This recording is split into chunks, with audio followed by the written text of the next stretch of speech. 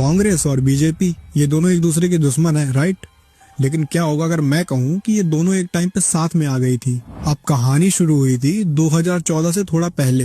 एक एनजीओ थी, association of democratic reforms यानी कि एडीआर। इन्होंने एक केस फाइल किया बीजेपी और कांग्रेस के अगेंस्ट कि जो दोनों पार्टीज हैं वो फॉरेन कंपनी से फंड लेती हैं। कोर्ट ने कहा कि इस चीज को प्रूव करो, तो फिर एडीआर ने एविडेंस ढूंढने शुरू कर दिए और बीजेपी और कांग्रेस दोनों ने मिलके देश के सबसे बड़े 12 लॉयर्स को हायर किया इस चीज से बचने के लिए।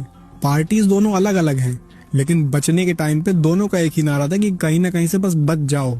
फाइनली 28 मार्च 2014 को इलेक्शन कमीशन के साथ में मिलके कोर्ट में बीजेपी और कांग्रेस दोनों को गिल्टी भी प्रूव कर दिया गया।